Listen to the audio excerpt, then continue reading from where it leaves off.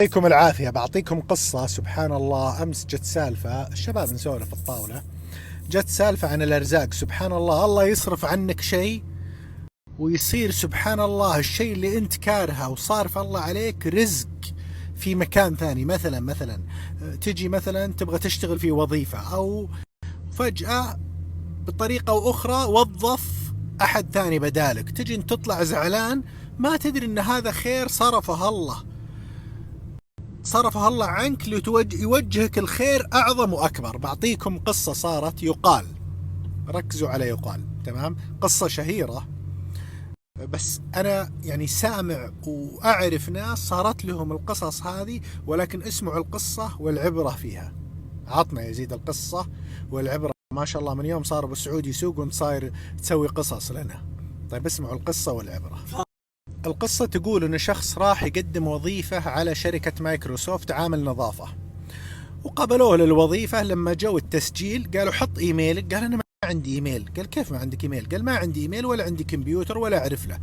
قالوا بتشتغل في مايكروسوفت عامل نظافة ما عندك إيميل؟ حنا كل شغلنا إيميلات وكذا. قالوا مو مقبول في الوظيفة.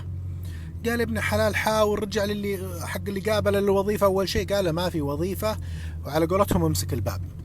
مسك الباب، سبحان الله ما كتب له الله رزق في مايكروسوفت عامل نظافة، وطلع واشترى له عربية ويبيع طماط، وشوي شوي شوي شوي فتح محل طماط، وبدأ وصار من أكبر التجار في أمريكا للخضار والفواكه. سبحان الله مرة من المرات كان يقفل صفقة أو ديل كبير، وكان في وسيط بنك في الموضوع، يعني صفقة يعني نقول قيمتها بمبلغ جدا عالي.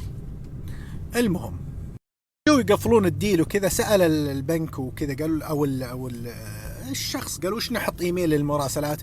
قال له ما عندي ايميل. قال ما عندك ايميل؟ قال لي شركة كبيرة يعني يمكن من مئات الملايين.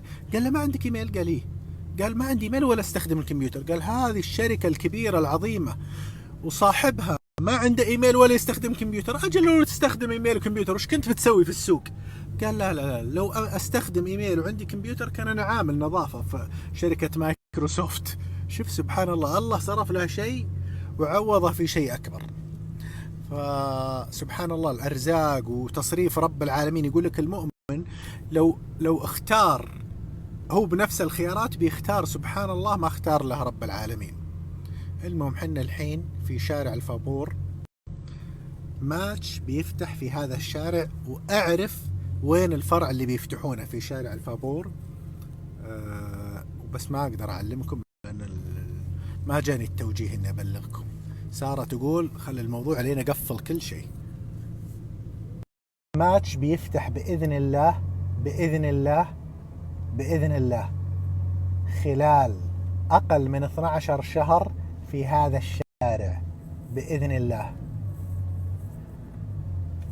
إن شاء الله. تذكروا هذه السنابة.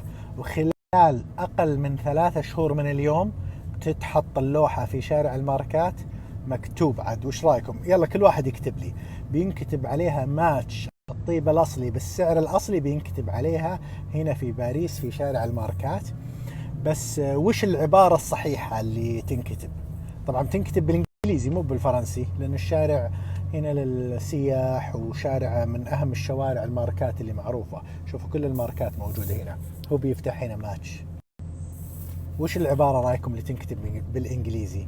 أبكتب لكم الحين خيارين موجودة، أنتم عاد عطوني رأيكم.